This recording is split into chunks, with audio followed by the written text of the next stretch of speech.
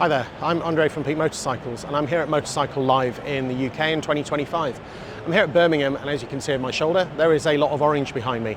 I'm here at the KTM stand, so I will show you what they have. Now I didn't do a KTM video from EICMA because they weren't there. Those of you who follow KTM and the Pira group, now the Bajaj group, will know that they've had a challenging year, I think at best, and the cost of shipping the business out to Milan just to show the new bikes probably wasn't high on their list of priorities while they were just trying to save the company. Nevertheless, they are here at Motorcycle Live. I'm guessing this might be through KTM UK.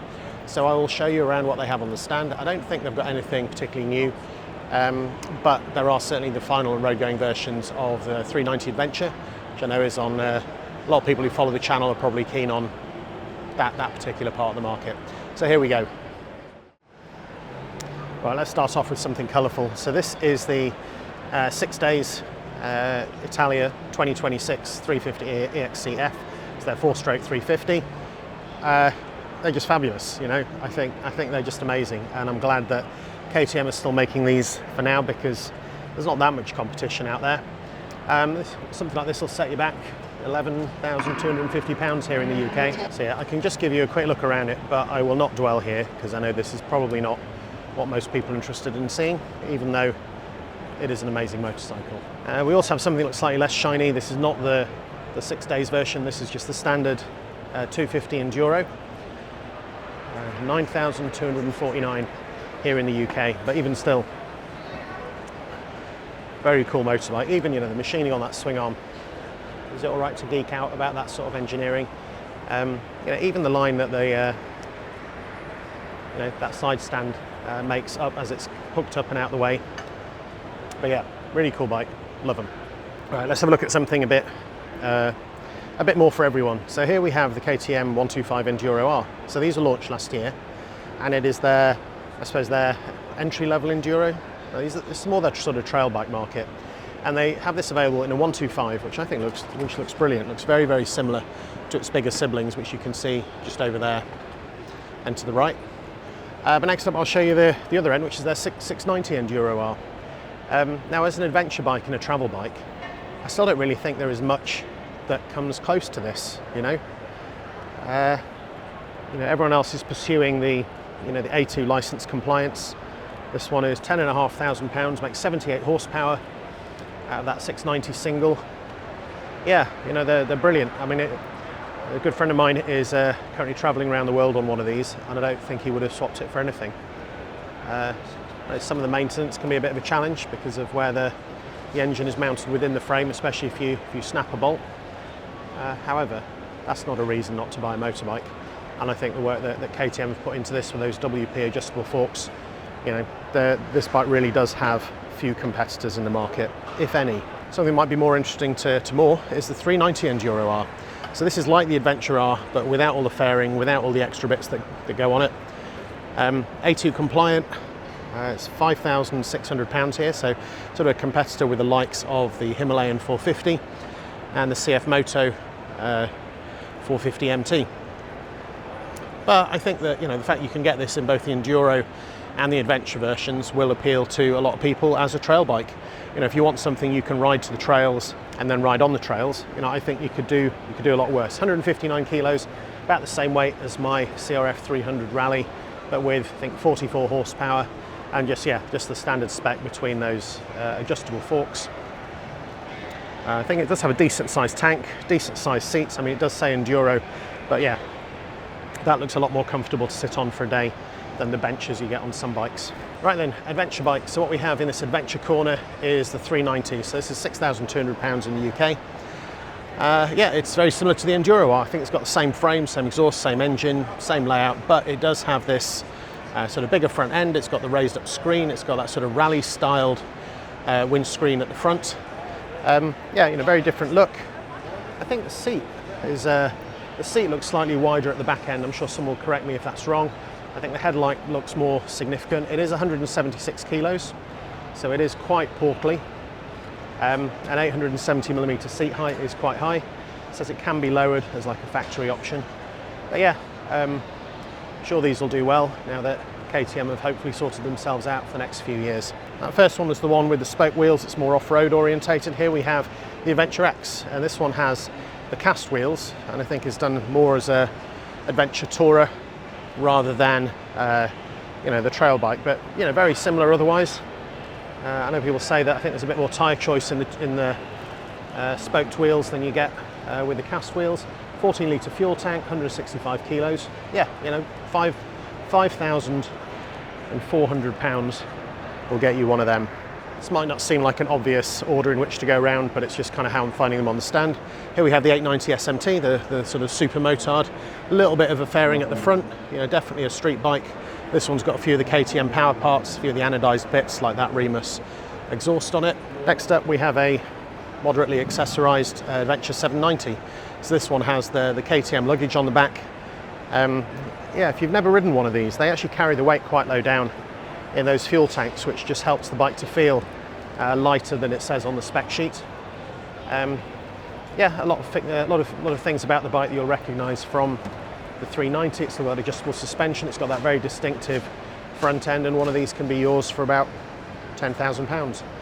I think their more obvious competitors is things like the Tenere 700, but whenever I've been and done sort of rally events, off-road events that involve bigger bikes, there's always plenty of 790s there.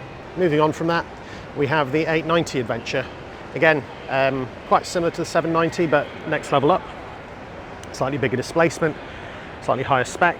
I think this is the Adventure R, so it's got those WP forks on, £13,500, that'll set you back. Same arrangement though with the fuel carried low down.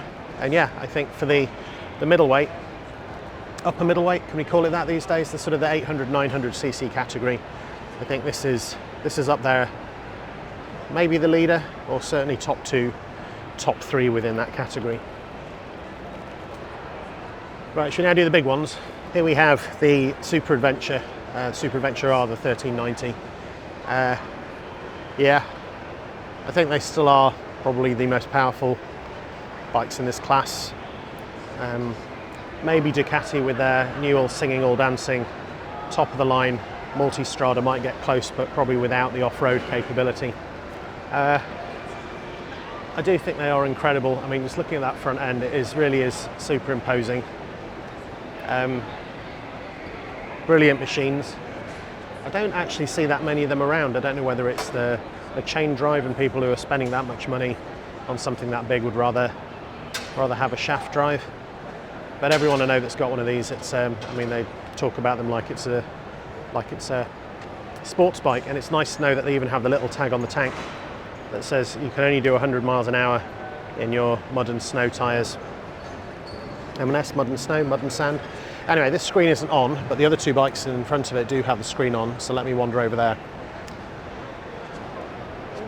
Okay, so the last two, these have the cast wheels. These are very much, I suppose, the ultimate sports tour end of the market. That big old 1390 Super Adventure exhaust at the back there. And let me give you a good look at that screen. I mean, that has to be one of the biggest and brightest screens seen on one of these bikes. The speed that comes through behind that big windscreen. I mean, it's not only for those who struggle to see, but looking at the nav on that, I mean, that really is another level. I mean, there's no extra bracket to put your extra nav on top of that, but then maybe you don't need it when the bike's set up like that. So that's the Super Adventure S, which is about 17,000. Not cheap, but when you think that what Ducati are charging for their top of the line multi-strada, which I think is close to 40,000 euros, that seems quite good value by comparison. And the last one we have here is the Super Adventure S EVO. Now this one says it has an automated manual transmission, which I think means it does still have the conventional gear lever, but you also have the option to change electronically. I haven't ridden one, I'm afraid, so I can't tell you in detail. I will look it up after this, and if I've got that completely wrong, I'll add it in the comments. But yeah, it's the third of 3 1390s here on the stand. Yeah, they really are quite remarkable. All the tech, all the toys, not terribly heavy for what it is. 23 litres of fuel and 227 kilos. You see some of these bikes coming in close to 250 or 300. So while it's probably not the ideal bike to take off-road, it would certainly do it. Right, then should we look at some naked bikes? So here we have the 990 Duke. I think this was actually launched last year, but it's such a fabulous bit of kit. I mean, this one's got some power parts on it. I think the things with them is they just look so small. You know, that's pretty much the same size as the 390, but it's got just that massive 1000cc V-twin in there, and it really is a proper hooligan bike.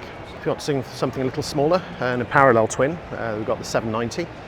Again, a bit less aggressive, but you know, still a good sized bike. And then its baby cousin, the 390. That's the single. I think it's the updated version, same engine, same platform as what's in the 390 Adventure.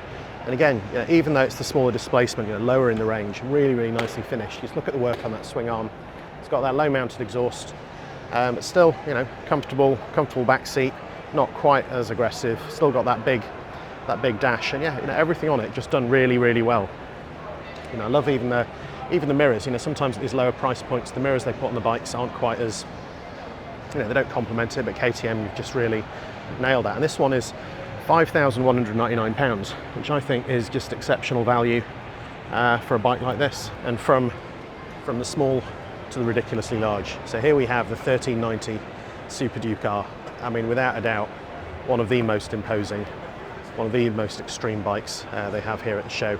You know, everything about it, from that big WP Apex fork, so yeah, even down to that front headlamp. You know, that is just, I mean, they are nuts. When you see one of those coming up behind you, you really know it's there. Now this one is the best part of 20,000. This is the Superduke R EVO, 200 kilos, 145 newton meters of torque, 187 horsepower. You know, an absolute beast of a machine. You know, I do love them. I've never owned one. I don't really have anywhere where I can ride it. I mean, these are just as much at home, I think, on the track, probably more so than they are pottering around the lanes, but just the sheer amount of technology they've got up there, the screens just playing through, the controls. Yeah, I mean, that is a lot, right? But yeah, what a bike. This one does actually have, the Evo does come with the track pack, which would otherwise be a £452 option, and that includes the launch control, 9-stage traction control, engine map selection, telemetry, a lap meter, a track mode, performance mode, and an anti-wheelie mode. A very tiny step down from that, we have just the normal 1390 Superduke R. So not the Evo. This one's here in the orange. Slightly less extreme, but nevertheless, it really is quite remarkable. It's still available with that track pack. Yeah, really cool. Love it. And of course, these things are completely road legal. You know, people do tour on them even. I've seen people around Europe with luggage, you know, riding these machines. And then just to finish off the nakeds, here we have the Duke 125, which is, you know, it's quite a small offering, but there's still that same attention to detail everywhere on it. I mean, okay, you get the Biber brakes rather than the Brembos, but it's still got that exquisitely put together swing arm. It's got WP suspension. Yeah, you know, still really special. And even this bike still has those rather nice mirrors. It has a decent sized dash. You know, no wind protection. I'm sure you can get a stubby screen if you wanted. But if you're a learner and that was your first bike, I suppose it's a question of whether you can afford to insure it, on top of spending the £4,400 to buy it. But yeah, one of the best looking 125s, I think, out there. Let's have a look at a couple of the new sports bikes, the 990 RCR. This is the 2026 model, £13,500 in the UK. This one has a few trick bits on it. I mean, the whole bike is basically trick. It's basically KTM's Lita sports bike. As you can see, it's got that Krapovic exhaust. It's got that very uniquely designed sort of bump pad, stop you sliding back when you nail it. This one's also got the tank protectors on it. Coming up and over and looking at that dash, you know, it's got the Apex WP suspension, but even that dash is just huge. I think I saw one earlier that had the dash on and they had Google Maps running on it. So it's probably not what it's really been designed for, but aside from being, you know, a track weapon, I'm sure you could also tour on that. You know, it's not what it's made for, but I think it does have a cruise control. You know, it's probably useful for going down the pit lane and not breaking the speed limit. But equally, you know, if you're on a road and you just want to give your hand a bit of a rest. But yeah, really quite cool indeed. And even in here, it has that adjustable rear set on this stock bike. One more example, this one's the black one, also the 990 RCR, and yeah, it does have a few things which I guess you need for the road, like that little number plate holder which sticks out. They're never a thing of beauty, but I guess they are a necessity. This one is the one that does actually have the dash on. It also has the sort of the sliders which fit in very nicely. I know many people buy the aftermarket ones, but even things like that carbon fibre handguard is just a piece of work. I can actually show you what the dash looks like. So, you know, if you're tucked in behind that screen, you can still have quite a nice big wide display. You know, as I know with a lot of these bikes, people try and, you know, put their cameras on the bolts on the yoke, but actually having it in the right place where just a quick glance down rather than having to sit up is certainly worth having. But yeah, I love it. Great piece of kit. So a few more. Here we have all the Supermotards, and then I think a couple of enduro bikes on the other side. So here we have the SMCR 125. Again, very similar to the Duke 125, but this time in a Supermoto form. Yeah, just under £5,000. If you're a learner, you can't ride anything bigger than a 125. I mean, who wouldn't want something like that? You know, I remember that when I was learning, there's people riding around on Yamaha YBR 125s, and I'm sure they are excellent bikes, super reliable, but they're not very exciting. And I think that this certainly qualifies in that category. And even this bike, as you can see, it's got that adjustable WP suspension, even on a bike at this price point. Going up a level, we have the 390 SMCR, again, similar platform to the Duke, I think to the Enduro, to the Adventure, but this time in a Supermoto frame. Again, you can see there's a few more economical bits like the Vibra brakes, but it's still a really, really nicely put together bike, and still has things like that adjustable WP suspension. And then I think the last of these is the 690 SMCR. So this has got that big 690 single, yeah, same as is in the Enduro R, and it really is a beast of a thing.